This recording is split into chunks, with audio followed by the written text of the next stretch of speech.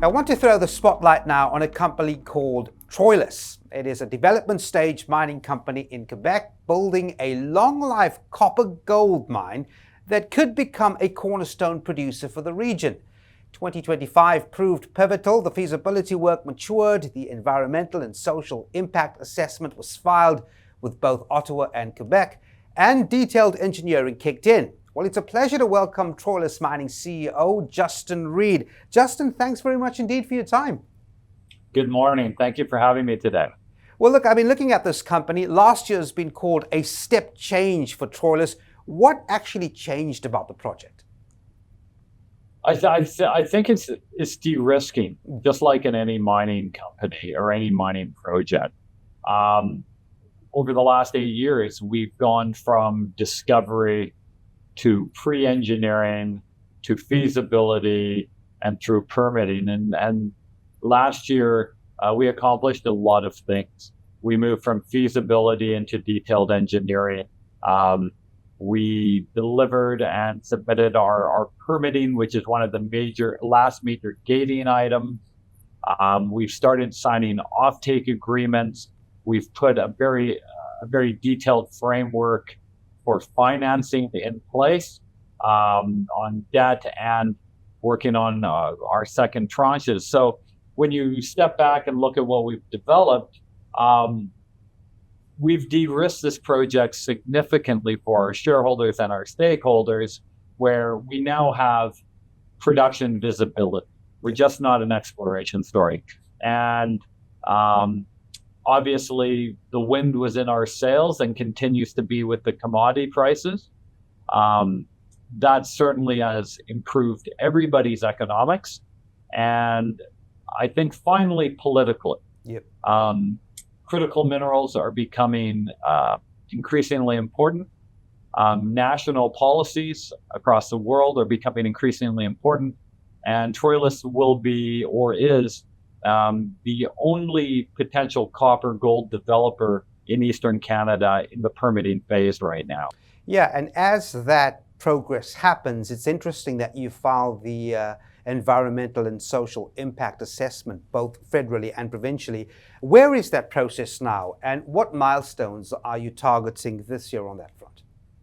Yeah, I mean, in mining, you can control certain things, and then other things you can't control. And the permitting process federally is very prescribed. And we are well into the review process. Consultations are underway. We have weekly meetings with all the consultants, which work with the government and the regulatory bodies. So on the federal side, we're in very, very good shape for delivery this year. Yep. On the provincial side, it's a very, very similar process. Work continues there.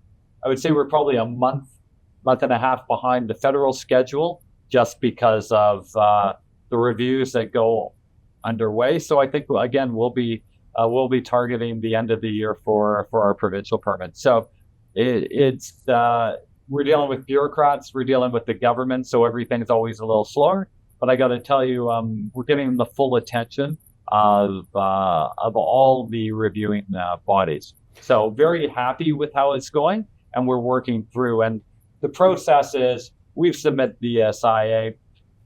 A number of professional subject matter experts review the various sections. Mm-hmm. And at that time, questions come back and we provide clarifications. Yep. What I will provide should give everybody confidence is we're very well advanced on the engineering. So when the questions come in, we're able to provide fully engineered answers, which expedite the process. Yeah. And I suppose investors on that front, you say engineering has moved into this detailed phase. How much scope and cost risk has been pinned down at this point? I would imagine that's an important forecast. Yeah, so the detailed engineering process, which isn't usually talked about a lot, everybody sees the feasibility and they think that's the number.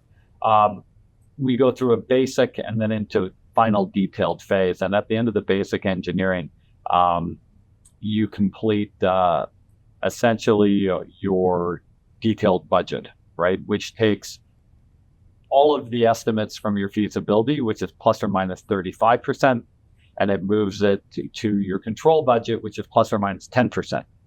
And we are just finalizing that now.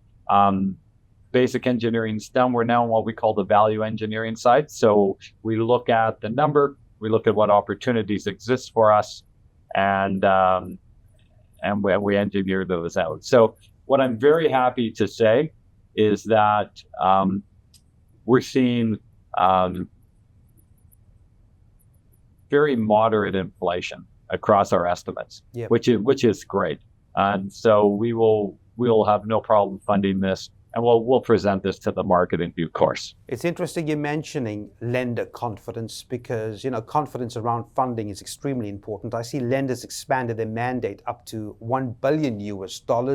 What does that confidence look like at the moment? And what needs to happen for full credit approvals, Justin? Yeah, I think shareholders can take away that the final DD is going very well.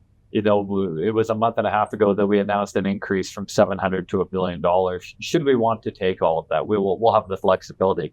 The detailed technical DD is essentially complete. We're just finalizing the optimized mine plan and the essentially adjacent financial model with that. That's under review now. The environmental social E&S DD is essentially complete towards Equator Principles.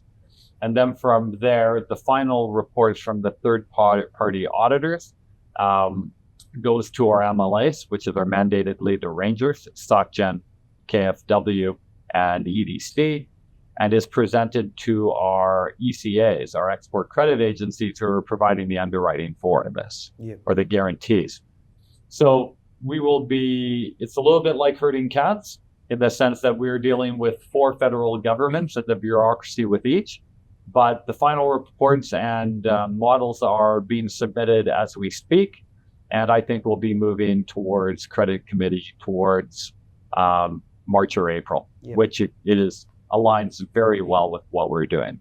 And then that is obviously factoring the construction decision that has to be made as well. Yeah, we will bring in a second tranche of financing, which we've talked about, which is well advanced as well. We will show the market a fully baked or a fully complete financing package with flexibility that we intend to overfund this mine. Have the flexibility that should we see further inflation while we're in construction or currency risk, 80% of our costs are in Canadian dollars ultimately, and so we're watching very closely the Canadian to US dollar relationship. And then we'll move towards construction decision once we have final completion of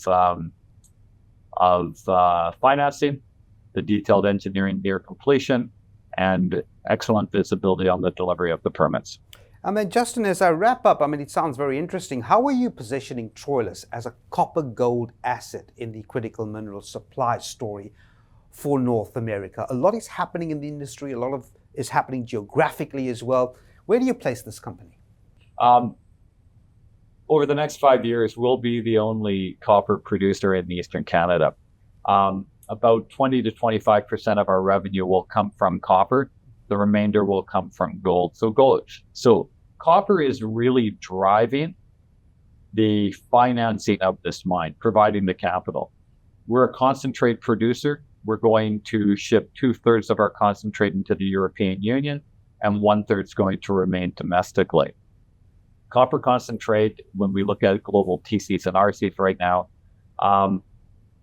there is an incredible shortage, a supply shortage right now. And so we're going at 80,000 tons a year. We're going to have, especially to North America and into the European Union, we're going to have a fairly big impact on that supply, which is great. That's providing incredibly cheap financing for us. And as such, we're seeing further and further optionality as well. Canada and the European Union have a number of subsidies, low-cost financing, alternative financing that's associated with critical minerals production.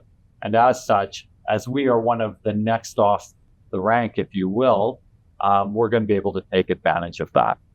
Yep. Well, it certainly does sound compelling. Very interesting indeed. That's Troilus Mining CEO Justin Reid. Justin, thanks very much indeed for talking to us.